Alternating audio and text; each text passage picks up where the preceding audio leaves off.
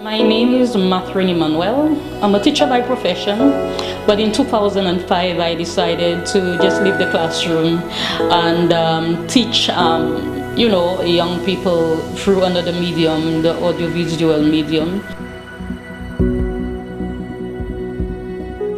I was inspired to write those stories or scripts based on what I experienced in the classroom with my students as a teacher, the social problems that affected the learning environment, the kids themselves, their mental capacity to assimilate, even the concepts taught, those who would come to the class without food, those who experience abuse at home, and all those problems. And I, as a teacher, teachers are usually sensitive to the kids. It's like a mother and child environment, or mother and her children, and you internalize those things, and emotionally you are also affected by it. So it became quite troublesome to watch certain kids who had the capabilities to, or the capacity to learn well, and they were unable to do so because of the problems they were encountering at home. So I decided to just leave the classroom and in fact embrace a world or a global class where I would be able to, reach out to those children and try to bring a solution via, the storytelling, so that, when they watch those films, they would know how to navigate through them.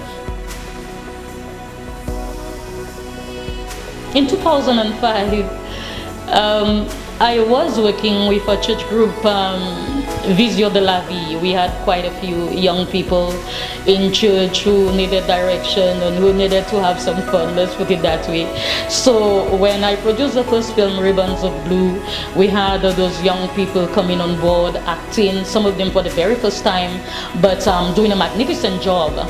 And I realized that there is so much potential, not only in church, but in the community. So after a period of time, I decided to embrace the youth in the community as well, and take them on board, and keep on. When I say writing stories, during that time I wasn't writing. The concept was born in there, and what I would do on a normal filming day, I would just tell them, what, let's just go through the situation. Producers I have met have told me, people like Danny Grover, who told me that it's out of the world, you just cannot understand how I am able to produce a feature-length film without a script. But I did it once, I did it twice, I did it the third time, but the fourth time I was told by one of the, by Drenia Frederick, that I should really sit down and try to write a script, and let's do it the formal way. And when they had this competition in 2014, which was facilitated by the Audiovisual Film Association, I won. I pitched and I won. And the guys told me, okay, this time, the producers told me, you should sit down, produce a formal script.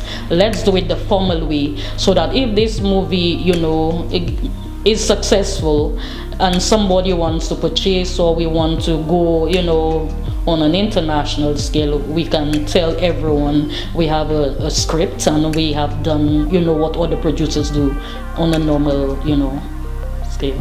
I keep on saying, if we had maintained what we had back then, and we had continued working, by now everything would have flourished in the way that I dreamt of. But some of the young people traveled. Well, you have no, hold on that. And at the time, there was no way, as a retired teacher, I could get the funds to pay actors. So what I would do, which I was quite grateful for, most of those young persons would work along with me. And when we released the film, people would pay to watch the film, and whatever came out of it, I would ensure that I pay every actor $50 for every time they were seen on screen. So I would not be the one to calculate for them. I remember telling them, you're educated enough to sit at home and just think of how much you will be, what's the check, how much money you'll be receiving. If you had a leading role, and you appeared like 30 times, that's 30 by 50, I would ensure that, I pay them, and that's how it was. When we produced Ribbons of Blue, and we tested the base right in Saint Lucia. I could say 90% of St. Lucians were excited, and that's how it started. That's how we started exporting. St. Lucians came in with another, with that other passion that we should not just consume or, leave it where it is. We should export. Because there are St. Lucians overseas who would like to give a friend that gift, that film, Ribbons of Blue, that special message to inspire them and their children as well. My name's Keddy Emmanuel. Currently I serve as the CEO and Business Development Manager of Iyanola Pictures. I'm the son of Mafford Emmanuel, who is the famous Myrtle from Ribbons of Blue. My entire life I've been around acting from when Iyanola Pictures was still Visio de la Vie. And it's something that I'm really passionate about, and I'm looking forward to continuing to push the envelope of what Iyanola Pictures is doing. When Ribbons of Blue was started, I was still a very young boy. I believe I was somewhere around 10 to 11 years old, and I just enjoyed the process, because in those days it was almost like a fun outing on a Sunday, where we would go out and the cameraman would come and there would be food and you would laugh and talk with people, to Nana's Paradise, where I was actually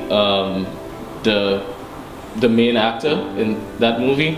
And so I spent my teenage years going to school, and then on a weekend we would be recording, which was fun. I really enjoyed acting, and but I also saw some of the logistics behind it as well, and I was able to see firsthand the struggles and pain points and beauty of the marketing process for Nana's Paradise, and how that was released, and some of the challenges that we faced, as well as some of the sweet spots there.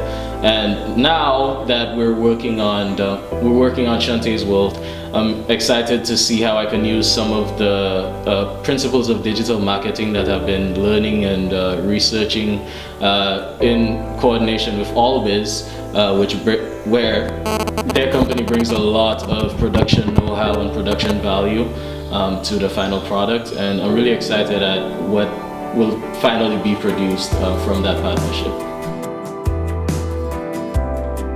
What we're really focusing on is a push for digitization, where all the films are available as we speak for rental and purchase on the Iyanola Pictures website, www.iyanolapictures.com, and right there people can go in and purchase one of the movies, and we no longer have to worry about shipping, and you no longer have to worry about inventory.